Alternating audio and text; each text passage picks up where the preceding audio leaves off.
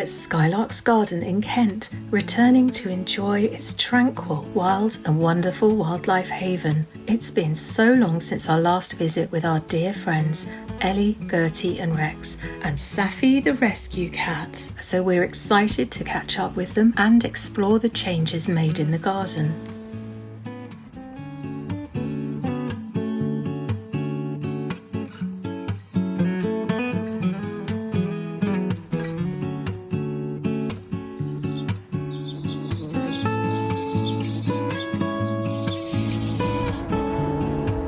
We filmed most of this footage in early June with some July updates as well. We will show you around the more formal ornamental spaces guided by Ellie and chat with the Skylarkers about their approach to making and maintaining a meadow, which has evolved over time into an exciting new experimental phase, a meadow landscape of wildflower islands. We'll have to keep coming back and trimming where the grass starts to grow too much. Just keep going, pretending to be a goat. To anyone considering starting a meadow from scratch, what would be your words of wisdom? Don't. To hear the Skylarkers' seasoned words of wisdom, stick around. And if you enjoy this tour and would like to know more about the creation and sustainability of Skylarks Garden, or to share in the changes through the seasons, please find the links below.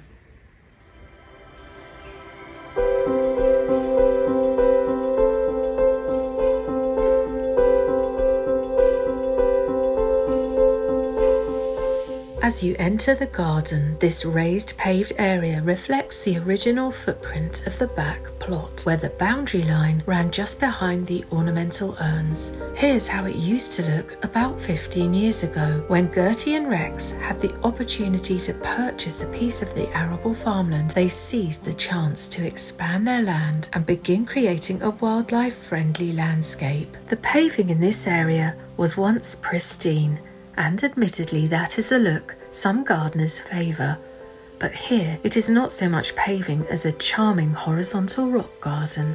Plants have self-seeded around, softening the hard landscaping, including delightfully frothy erigeron. And these lovely silvery sentinels of lamb's ear, which is a very drought-tolerant plant and thrives in poor soil. I'm going to ask Ellie for some seed. I would love some of these growing through our patio paving at home.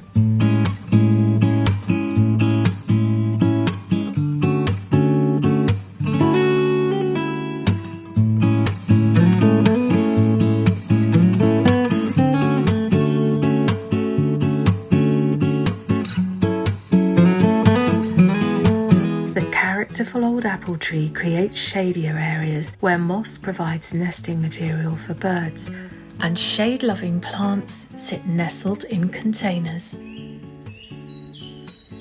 And the delicate black elder gets just enough sunlight to maintain its rich foliage colour and cast a beautiful tracery of shadows on the ground. It provides pollinators with nectar and pollen-rich flowers. There is more saturated colour from the pollinator-pleasing Oriental poppy. Bee heaven.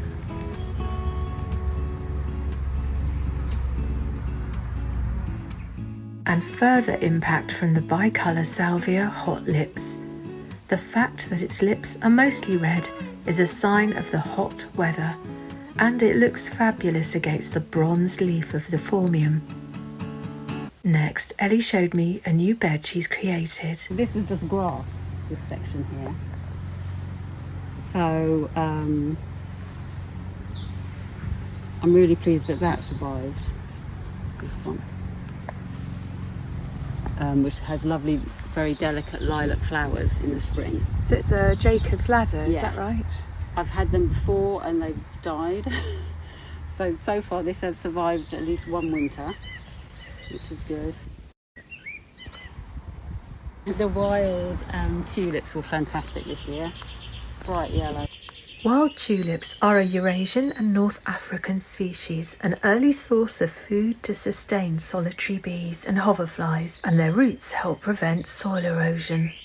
And this is survived. I can't remember what it's called. It's almost swamped by this friendly weed, shall we say.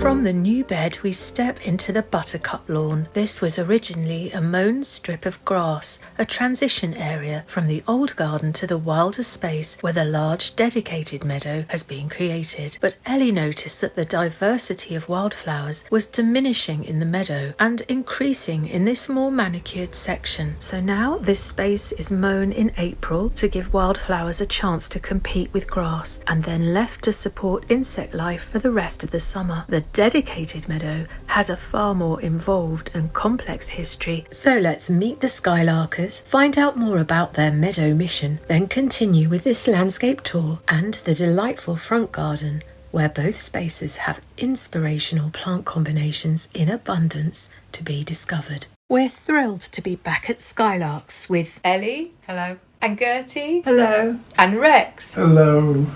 The Skylarkers break down what it takes to make a meadow.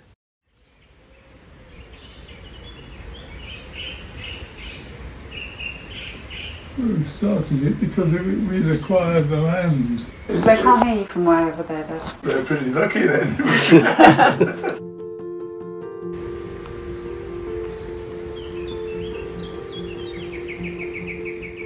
I think I probably always wanted a meadow of some sort, of some size, I don't know. You bought a book about how to make the garden as wildlife friendly as possible. I may have looked up things on the web about making the garden more wildlife friendly.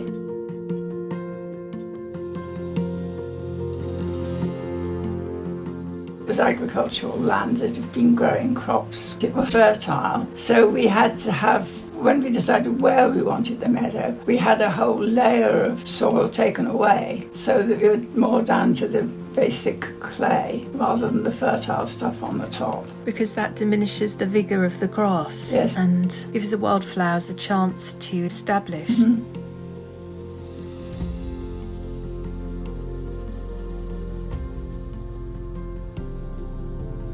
And then we had to try and get that broken up a bit so that it wasn't solid and impossible to plant anything at all. So we got people in to do that for us, which they didn't actually enjoy very much because it was really hard work.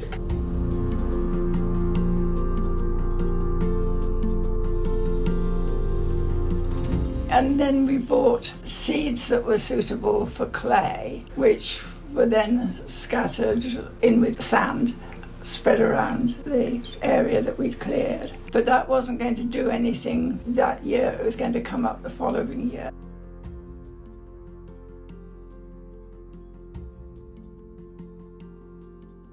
So that first year, we also bought a mix of annual things like poppies and cornflower, whatever, so that we'd have something in the first year. Yeah. So the first year was different from all the years that have come since. Did those original annuals seed and continue? Because I don't recall seeing many poppies or cornflowers. No, we don't seem to have much luck with poppies unless they're of the Oriental variety. Ornamental and non-native species can have a beneficial role in boosting garden biodiversity. At the world-renowned Great Dixter, a biodiversity audit revealed an even greater number of wildlife species in 2 ornamental spaces than were recorded in the richly diverse meadow and woodland.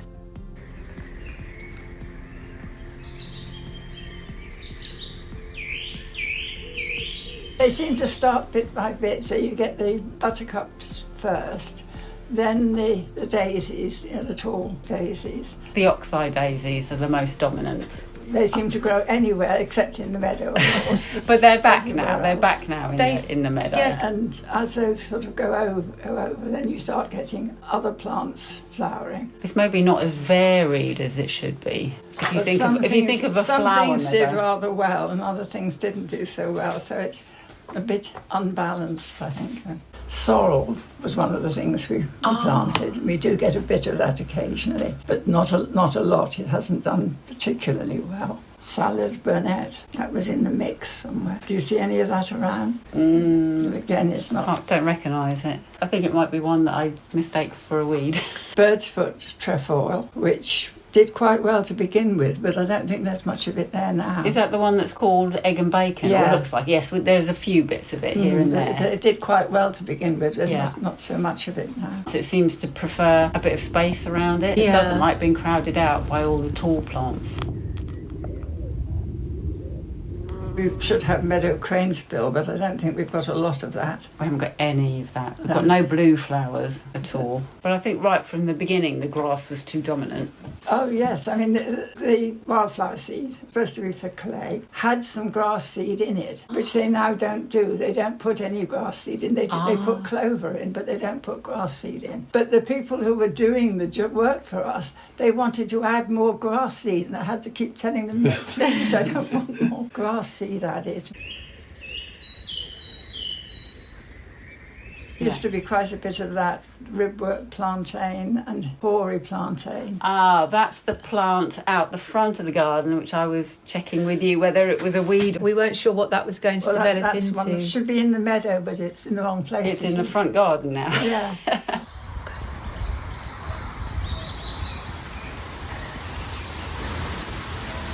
The trees have grown so tall now that only the very centre of the meadow is in full sun.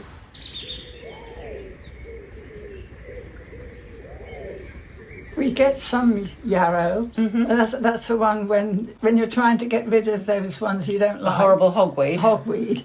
If you don't look closely, the top bit looks similar. Yeah. So you've got to be careful not to cut down the wrong one or try to dig out the wrong one. Yes, there's still plenty of horrible hogweed everywhere. That You just can't keeps on get coming rid of back. it. And of course, if you don't catch them before they start spreading their seed, you're going to get more. So you have to sort of go on hogweed patrols with the meadow.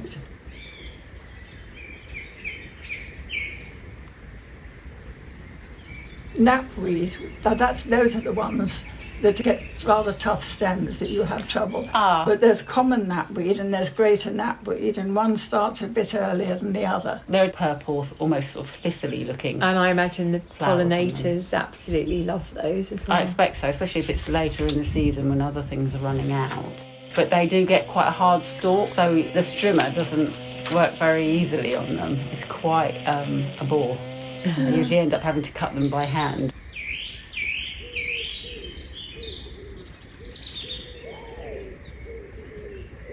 So the sweet pea self-seeded in the meadow, and the teasel, some of the teasel obviously self-seeded, and some of it I think was what I sprinkled more recently. The self-seeded sweet peas in the meadow seen here back in August provide a wonderful late-season pollen and nectar source for foraging insects. It is unusual to see this in a classic meadow mix, usually grown upright with supports for a cottage garden aesthetic, but here it scrambles horizontally and lifts its flowers to the sun, looking utterly charming and beguiling the butterflies. This year, Ellie has adopted an entirely different approach to meadow management to combat vigorous grasses which increasingly outcompete wildflowers. Through the swathe of meadow, Ellie has cut a series of mown pathways around a network of islands of wildflowers. The largest meadow island of all is this giant woodpile habitat. Deadwood is an essential environment for an array of insects, and the pile offers shelter for wild birds, rabbits and hedgehogs. In some places, Ellie has introduced non-native flowers, such as feverfew with its miniature daisy-like blooms, attracting a host of beneficial insects, and nectar-dripping candelabra Sicilian honey garlic. These beautifully quirky clusters of bells grow all around the garden and would suit a wide range of soil types. Orchid that's self-seeded. A self-seeded common spotted orchid was just coming into flower on our visit. These highly perfumed flowers prove particularly attractive to day-flying moths and provide a visual echo of the pretty pink columbine. The pathways loosely emulate the trackways of wild boars or grazing grounds of goats or wild rabbits. Rabbits are a keystone species, modifying grassland habitats to boost biodiversity, even holding together entire rare ecosystems. Sometimes their contribution goes entirely unnoticed.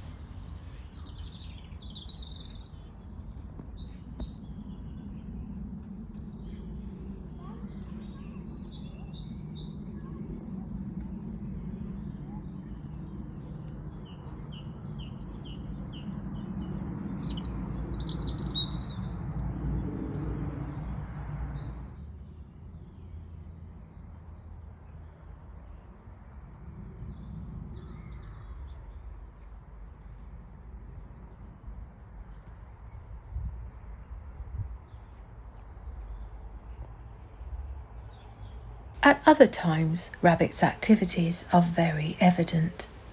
The Strantia was fillers because there was just so, and that's just a filler, to fill up these gaps because they've just trashed them. Oh, but they're so cute. they're so cute. It's so difficult, isn't it? I asked Ellie where her inspiration for the change in meadow management has come from. Well, the meadow had kind of failed at that point. It was just too much grass. So I knew I didn't want to dig it out, so I knew I just had to mow it all down. But then it would just sort of look really barren and boring. So I thought, I haven't got the energy to dig up the whole thing and do the whole thing as a bed. I'll just do bits here and there and just mow bits that are too grassy and hope that the oxeye daisies and the other things will come back. If they're not so crowded out anymore, they'll come back, and they sort of have. They seem to migrate to places where they're not being dominated by the grass. There are some sort of broad-leaved plants in the meadow. Are they ones that you put there, or are they ones that are planted themselves? They're the teasels. That's what we looked up, and they will turn into teasels. Oh, really? So when the teasel does what it does later in the season, you identify it not by the leaves but by what's coming out the top. It's taller than anything else that in the meadow. But you don't see the base when it's surrounded By other things. Having a chance to appreciate the growing teasel has been a revelation. There are a series of rainwater pools created where leaves emerge from the stem, and while these look delightfully ornamental, like a living water feature, they are actually a remarkable example of evolution, because not only can the pools prevent sap-sucking insects from advancing up the plant, but the nutrients from decomposing drowned insects can be absorbed through the leaves, making the teasel a proto-carnivorous plant. Well, that's some kind of a thistle, which we can find eels here to eat it. But you can see there are plants coming. I mean, I did try to plant a load of giant alliums dotted around the meadow to try and break it up. This was a few years ago. remember. One of them, there are still a few leaves right at the very end of the meadow. So one of them looks like it survived, but all the rest didn't. And I wonder whether that orchid grew where there was some compost and where the ground was already sort of semi-prepared. For the alliums. Yeah, because I haven't seen any orchids anywhere else in the garden. It has got bizarre leaves with the little black dots on Yeah, it. quite cool, aren't they? What about animals bringing stuff in? The foxes and the rabbits and the pheasants, of which we've had large numbers at times. Yes, animals must distribute seeds and things all the time, so you do get sort of random things growing all over around the garden where you're like, I don't remember planting that. I asked the Skylarkers what impact is the new approach to the meadow having on wildlife. I think it's more rabbit friendly because the rabbits obviously they're very exposed out in the middle of a garden, so they like there to be little clumps for them to hide behind. Although you can still see them. It's still really obvious that there's a rabbit there, but the cat doesn't notice, walks right past them. But yeah, I think it's the rabbits appreciate the new approach. And they bring more seeds. So And they dig up all the flower beds. Yeah. So not so good. We've had dunnocks on here the last 3 or 4 days. Been coming, nodding to me. They nod, waiting for an answer. And I've got a robin that does that. He nods, I nod, he flies off. It's amazing. I thought it was just chance. He did it every time when he came. Funny thing. How bizarre. now Rex, you know what he does? He flies off and he says to the rest of his friends, I've really trained that human to nod well. To anyone considering starting a meadow from scratch, what would be your words of wisdom? Obviously, you've got to take account of what sort of soil you've got. I mean, you can't pretend you haven't got clay soil if that's what you have got. And obviously, you're restricted in what's going to work with clay soil. But apart from that, I would just give things a try and see what happens. And if your main aim is just to be wildlife friendly, then you can just leave a big section of the garden untouched. Let the weeds do their own thing, let the animals do their own thing, and just don't go anywhere near it. And let nature take its course. The Skylarks Garden tour now continues its course as Ellie leads us from the Meadow Islands to enjoy other charming highlights. By the Buttercup Lawn, the plant pairing of rosy garlic and lamb's ear is a beautifully soft, romantic and pollinator-friendly combination.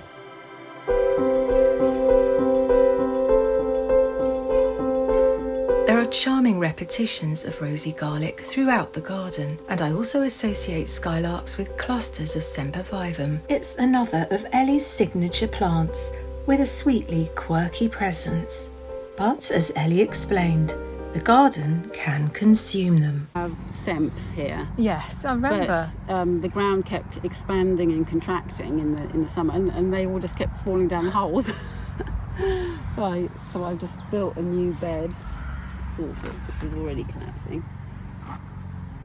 Gertie, Rex and Ellie originally built the garden using reclaimed materials, and this gorgeous vintage enamel sink makes a perfect miniature pond for thirsty insects.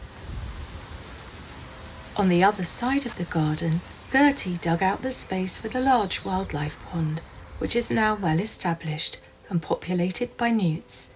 A healthy garden pond can support a wider range of wildlife than any other garden habitat.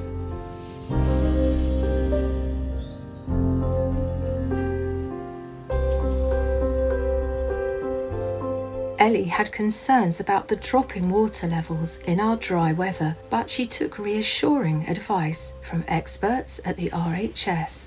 Newts will quite happily sort of live in the mud. They don't need there to be a lot of water. Newts spend part of their life cycle on land, so the rocks and stones around the pond margins provide cool spaces and shelter during the newt's terrestrial phase.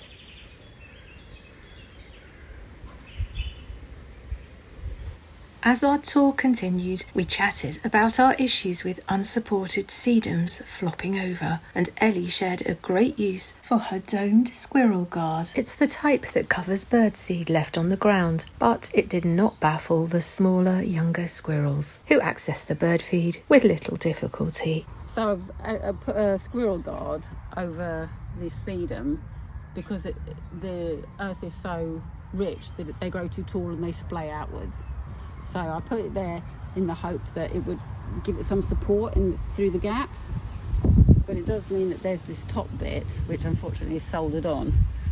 It doesn't come off, but like you said, I could just add a pot on top. It will probably grow over. That is a genius idea.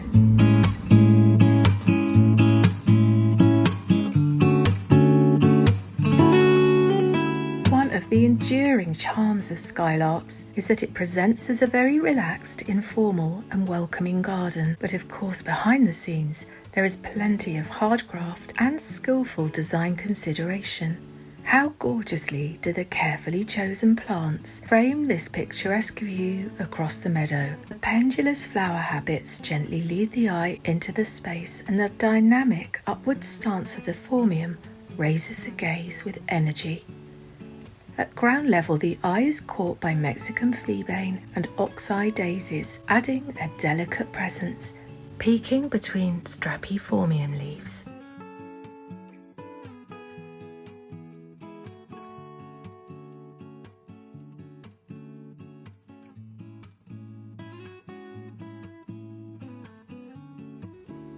Also looking on great phormium was Safi, the rescue cat. She's getting more comfortable with me. Maybe not.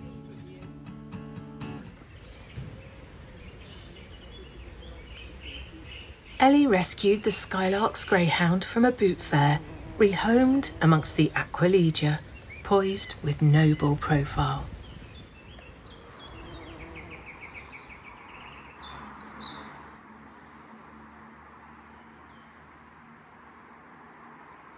Watching a bee. From the profile of a dog to the face of a toad, which is how toadflax flowers get their name. We love how the exquisite little lilac blooms and attractive soft green foliage of ivy-leaved toadflax weaves around Ellie's container plants.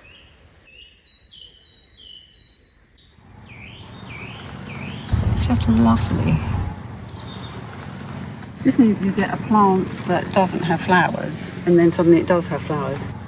The effect of toadflax winding through the rich toned leafage of Nandina or heavenly bamboo, climbing the trellis and grounding the container plant into the wider space is definitely divine.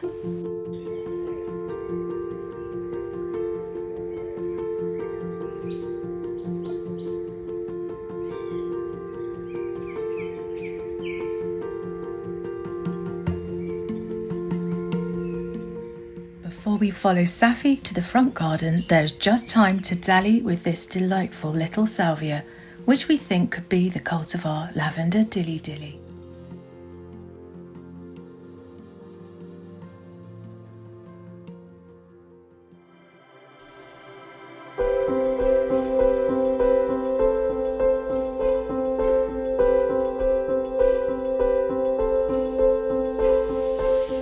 The fragrant Stromboli roses in the front garden are looking electrifying with lush scarlet blooms against a stunning chartreuse backdrop of acer leaves, a unique combination that moves the roses on a league from a classic cottage garden feel to something a little more edgy and vibrant.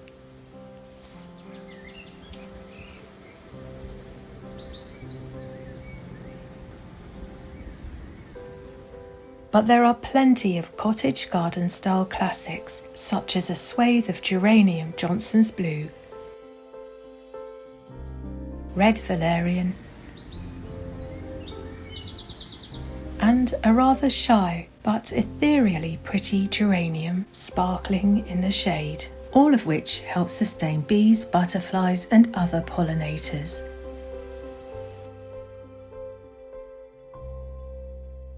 I adore this mood board of dreamy pink perfection with the supporting cast of valerian, the high energy magenta gladioli and soft pink charm of petticoat aquilegia.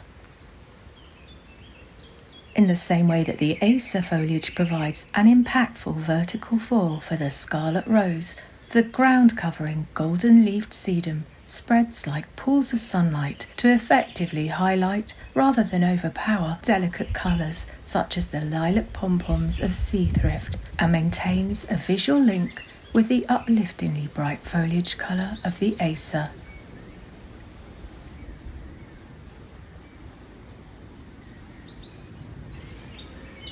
A heartfelt thank you to the Skylarkers for welcoming us all to enjoy their garden and meadow landscape, and thank you at home for joining us. Until next time, it's goodbye from Gertie. Goodbye. And Ellie. Goodbye.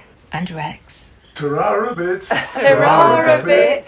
And just taking one last look at the vast woodpile, I have to ask, what kind of insect lives in a broken wooden parasol frame? The answer, an angle shades moth, of course.